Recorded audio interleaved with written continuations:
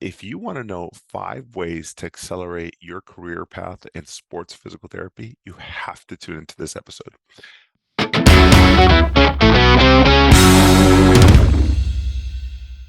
Hi, everyone. Welcome back to the podcast. Welcome, all new listeners, and welcome back to those who have heard my content in the past. If you want to know 5 ways to accelerate your career path in sports physical therapy, you have to tune into this episode. Before I get into the podcast, what is new with life? What is better? Oh, there's a ton of stuff. Those of you who were at my Management of the Barbell Athlete course, that was fantastic, hosted over the weekend. Um, I've got a lot of new things going on coming up, which I'll announce. My son, Zach, decided to stick a little Orby in his ear, these little gelatinous things. They're almost like a little ball filled with gel, and somehow he got it in his ear. Well, the downside with Orbeez is that they expand anytime they get close to water. So they start real small, and then when they touch water, they expand. So every time he showers, it expands. So we had to go to the ER or urgent care and get this taken out, and they actually just used a like a like a water spigot and flushed it out. So it was easy. I would not recommend trying that at home. I learned they said if it was too big, it can go the opposite direction and go in more. So that's that. Life is fantastic. I am working on my new upcoming course, which is called the Kickstarter, and that is for all sports PTs. Who are aspiring sports PTs or sports PTs who want to take it to the next level. All right, on to the podcast. What are we talking about today? What are 5 ways to accelerate your career path? Why am I doing this? At the Management of the Barbell Athlete course, I had a lot of good discussions with people, and they were like, working with athletes is complex, but they really appreciated the style of teaching and the organization and everything else. And they said, one of the things that we're working towards that we really want to be able to do is some of us don't want to do residency. Some of us don't want to do an SES. Some of us don't want a CSES. Some of us do. And some of us want it all. And they said, well, could you create something that really consolidates all of that in a course? I was like, oh my goodness, that would it took me, a year and a half just to do a residency and all the experience afterwards. So what I did was I created the Kickstarter, and that is a way to consolidate and put it all together. And ultimately the conversations came about with all of this was, how do I really ensure that I'm on the right path? How do I make sure that I'm doing the right things? Yes, you're going to take courses all over the place. You're going to take all these things left and right, manual courses, movement courses, all those things. But ultimately, those are all just little pieces of the puzzle to make sure that you ultimately want to have a good career. Like you're going to be in this for a long time, whether you're a new grad established, you're going to be in this for a long time. I'm in it. I've been practicing 14 years, and you always want to make sure you're on the right path. And so I created this podcast to make sure that you are on that right path, like that you feel like that you have at least a good general sense of direction. So if you don't, these are 5 ways to accelerate that. If you're like, hey, here's our map. What are 5 things that you would recommend? And these are after reflecting for a long period of time, these are my 5 top things that I would highly recommend. Okay. We talked about this in my course recently. I highly recommend that you work at 80%, not 100%. If you're listening to this podcast, you're probably OCD perfectionist, and you love doing things at your best, and you're human like me. I was once that way. I'm sometimes catch myself being that way. And what I mean by you have to learn to work at 80 and not 100% is that everything you've done to be successful has got you to this point, right? Some of you are in PT school, some are new grads, some are established PTs, and you're like, man, it is not working anymore, or I'm running out of time, or I have a family now, or my job is, very, I have a lot of things to do at my job, and I'm a clinic director, I'm gonna do all these other things, and time becomes more valuable, or you're realizing that maybe your partner is taking a lot of your time, or your kids are taking a lot of time, and rightfully so. However, you have this dual love. Well, and there's a multiple faceted approach to who you love and all those other things. Like it could be your family, it can be your kids, it could be your partner. It has to be yourself. It could be your career, and all those things are great. But the reality is that the career, you spend more time in your career sometimes than you do with your family because you're literally in that office or in that facility so many hours. And so you got to know, you got to love what you do. And when you run out of time, the love for your family and everything else won't stop. And so your love for your career and passion will drop. It's just instinctive. It's just what happens. And so ultimately, instead of trying to be at 100%, I'm telling you to be more efficient and work at 80%. It's a struggle that I've had, I continue to have, and I highly recommend to those. I am I am full throttle, skyrocketing at this moment. If you know what I mean by that, if you just if you join me on this journey right now, I'm excited to see you. If you've been on this journey with me for years, you know right now is a time where I am living my best life and I am just skyrocketing. And it's because I'm learning to work at 80% and just enough. And it goes against everything your parents and everybody has told you, which was great to get you to that point. But now when you have life and everything else, you can't be 100%. And so with work, I think you'd have to learn how to work at 80 and not 100%. That 20%, interestingly, is going to the same amount of time it took you to do 80% of that work. To finish off the 20 will take you same that it took you to do 80. And so you're doubling your time. And so I think you can get half the work done or double the work done in 80% by working on that. So I think you just got to keep moving and don't be a perfectionist. Stop it.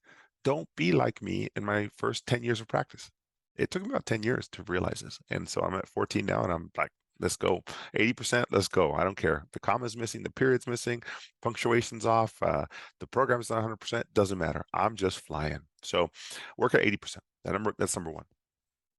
Number two, um, I truly think that if you are going to be in the game for a long time of physical therapy and sports PT, I think that you need to get involved in your community and both local and your profession. And what I mean by that is sometimes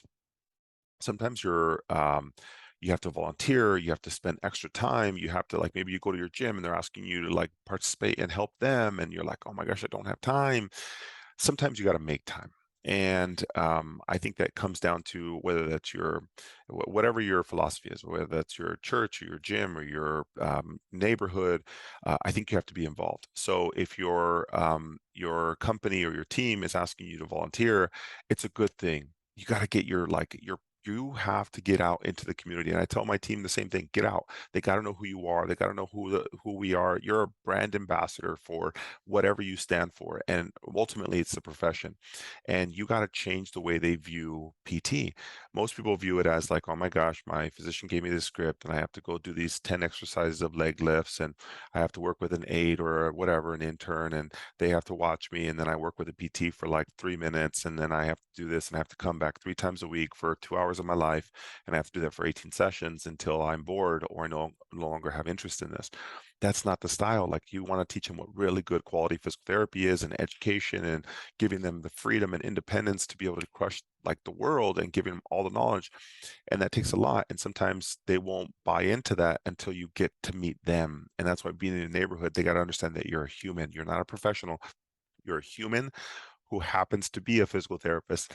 And so what they will do is they'll fall in love with you. That's who they're after. They're really after the human who happens to have the education that they're willing to hang out with. And the view of a patient has changed tremendously.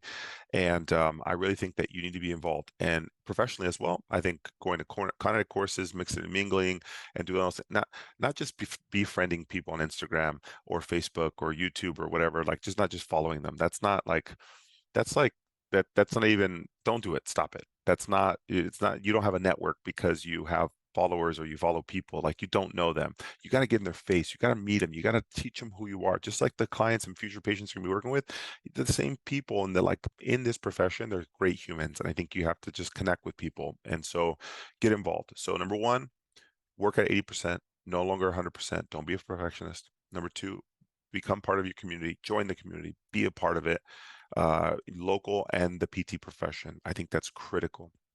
Behind that, number three is, I think that you have to say yes to opportunities even if you're not ready. Meaning, Anybody on my team will know this. I'm like, hey, you want to do this project? You want to do this? And they're like, oh, I got all these other 500 different things behind it.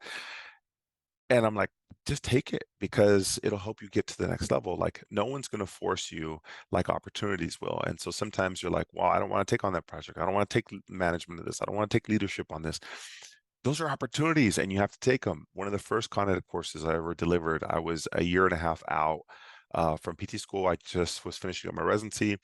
And I remember my mentor, John, he said, hey, you ever given a Con Ed course? I was like, nah, nothing about that. He's like, ever spoken in public to whatever, how many people? I was like, yeah, I've done that before. He's like, okay, so would you be interested? And I was like, what's the topic? He's like, oh, hip pain and blah, blah. I was like, oh yeah, that sounds good. He's like, cool, this weekend, you got a full day course. I was like, what do you mean? What? Wait, what? He's like, yeah, no, I just can't go. We're gonna work on some of the things, and I need you to take my place. And I was like, you got to be kidding me, man. It was like Monday or Tuesday. He's like, yeah, I got the slides for you. Just ready to crush it. And I was like, you know what? Let's go. And it was the first Con Ed course I ever gave. 6 months later, I gave another one. It just created this cascade of events, and I figured out I love teaching. I freaking love teaching. You take any of my courses, you understand that. So sometimes you just got to say yes to opportunities, even if you're not ready for them and you can't handle them. Absorb it, let's go, and you know it's for the greater good. And that's what it comes down to. You have to gauge what that, the priority is in your life, but just say yes to opportunities. Uh, Number four, be prepared to work long hours. All right. I understand there is a work-life balance perspective that has changed recently since COVID and also the stuff. And, I'm a big fan of it. But I also have to say that life is tough and you're going to be hit regularly. And I think you build a callus and a threshold for being able to sort of sustain things. And some things, I don't think you have to like work hard and just work long hours your whole career. I don't think that's the thing. I think there's seasons. And I think it's how people have to understand like work-life balance is great, but that's all relative and it's instantaneous. So there's gonna be times where like my son with his ear, it was an Orbi and life was great. We're doing everything. I'm like, great, here we go back down into like, urgent care mode. And there's going to be great times where like, my kids are doing great in sports and school and all those other things. And then, a kid might pick on them or like there's just seasons. And so as a professional, like, yeah, you got to work hard, but and yeah, you have to have work-life balance, but that's relative. And I think that you have to understand that somebody needs to like hit you in the face with it, that sometimes you're going to have to crush it with long hours. I remember my first couple years in residency, I was doing 80 hours easy a week. And with working pro sports, you're easily 70, 80 hours. And so that was my threshold. That was my baseline. And so when I came into like traveling with athletes, I was like, you work 24/7. And then I opened sports performance physical therapy and I was like, you work 24/7. And then I realized, whoa, now I have a family, I have kids, it's a little more difficult. And so, yes, I still work hard. Yes, I have long work weeks. Sometimes I still do 80 hours. But the reality is that I know that there's seasons. Like the majority of the time, I'm with my family and it's great. I have a work-life balance. But sometimes the 20% of the time, I have to be doing hustle moments where I have to work long hours.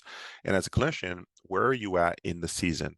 If you're a new grad, you better believe you better be working hard. And if you want to have work-life balance, you signed up for the wrong thing if you're that motivated. If you're super motivated and you are a hardworking, motivated type A OCD, want to be an aspiring like sports specialist, sports expert, and impact this profession, work-life balance will be very, very relative, and it might be later in your career. And if you haven't heard that, good. Because the reality is if you want to accelerate and expedite everything that everybody else has done, you're going to have to put in some time and work under really good people to make sure that you can consolidate that down into the time that you want to do. Now, if you want to have work-life balance and work shorter hours, then you're just delaying this process, and it might take you 15 years to become an expert. That's okay. It's just what do you want? So the topic is 5 ways to accelerate your career in sports PT. And that's one that what you have to do is be prepared to put in long hours for a good amount of time. How long? I don't know. I would say first 4 years for sure. I'll do another podcast on this, but the rules of four, your first 4 years, you're crushing it. You know nothing. Just like pretend like you know nothing. And if you get hurt by that, don't be offended by that. I think you have to learn, like if there's people who've been very successful and they've seen and mentored a lot of new graduates, there's patterns. And those first 4 years, you make a lot of mistakes, and that's okay. That's very normal. You put in long hours, you learn fast from those people, you make less mistakes, you make adjustments faster. So by session 2, you already have that plan of care set out. By session 6, they're already at 100%. By session 8, like there's just so many more things you can do, and you're just turning the dials and adjusting faster. That's the difference. So if you want to accelerate your career in sports PT, put in the long hours. Make sure that you understand this is not just a work-life balance. This is I'm willing to work early on for the long-term gratification. It's you have to. You're working long to make sure that you're set up for success down the line. Now, if you don't want to and you're like, I don't want to do it, I don't want to work long hours, that's totally fine. You're not going to accelerate your career. That's the whole purpose of this podcast. All right. And the last one, this is my favorite, and I don't care where you are. When you listen to this, this is 2023 in October 2000. Sorry, October 2022. And so whenever you're listening to this, my message on this should never change. All right, we all love sports PT. We all are type A OCD perfectionist, and you want to be the best. Totally get it. That's where I'm at. And here's my thing. Number 5. Let your passion drive you. Let your freaking passion drive you. You will be influenced by your peers, by colleagues, by Instagram, by YouTube to go different directions, right? Like, oh, the money's over here. There's better opportunities over here. The reality is passion fades. If you don't love something, the passion will fade. And so what comes down to is, what are you passionate about? Let that drive you. If you're like, I want to work with weightlifters, let that go. Just keep going. Passion, passion, passion. Work. Find opportunities within your passion. Pursue those interests, and don't let others influence you so that you steer away from that direction. You can make a lot of money on this planet working whole different scenarios, right? If you're a sports PT, you could have done travel, you could have done nursing, you could have done, skilled nursing facilities. You can do whatever you want, right? You can drive, be driven by that. But if that passion is skilled nursing, holy moly, you're doing great. But if your passion is sports, athletes, all that stuff, and you're working travel, or you're working whatever it is, that eventually fades. Like the love for that eventually fades, and the true passion, you're always going to come right back to the thing that is driving you. And for me, it's helping athletes like just crush it, like do the thing they want to, whether they want to be a welterweight champion in something, they want to be a Super Bowl champion, or they want to get a college scholarship, or they just want to be a starter on that field. That drives me, and that drives me to push people. And if you ask me what's my passion right now, is getting people just like you to make sure you're on the right path, so that you don't steer clear of you steer clear of all the other outside influences, and that you're successful. My drive is built on other PTs becoming successful within sports PTs. Why? Because I've seen it. I've worked in industries, and I see people come and go, and I've seen some rock stars crush it. Those rock stars is what makes it worth my while, getting rock stars to become rock stars and not letting them steer away because other people or other things are distracting them. And so for me, my passion is teaching and mentoring aspiring sports physical therapists to make sure that they're on the right path through education and mentorship. And that to me is my passion, and that's where I'm at right now. That's where literally I'm at. And so I have a lot of PTs that I mentor. They're like, wow, I love working with ballet athletes, but it's just hard to find a job. Or I like working with female athletes who have like pelvic challenges, and I love like helping them get back to it. Who cares? Just do it. Just do the damn thing. And then, yeah, you're right. You're going to be pulled in different directions. My point is, passion will fizzle if you don't love it. It will fizzle. And so passion is long term, and it keeps you it prevents you from getting burnt out. And if you want to accelerate your career path, I would say stick to the passion. Let the passion drive you. And if you're okay, bouncing around. So if you want to say, well, Chris, how do I extend this career path and I elongate it where maybe I don't get in the right field? If you want to not become a really good sports PT and you want to take the longest part possible, let's do the opposite. Ready for this? You say no to opportunities when even if you're busy and you're not ready. You're not prepared to work long hours. You want to maintain this great quality of life, work-life balance. You want to be a perfectionist and stay at 100%. You don't want to get you're involved in your community locally and within the profession. And you're going to be distracted, and you're not going to let passion really drive you. You're just going to go to like what's sexy or what's attractive at the moment. That to me says that person's not going to be successful within sports PT, and it's going to be a long, long road.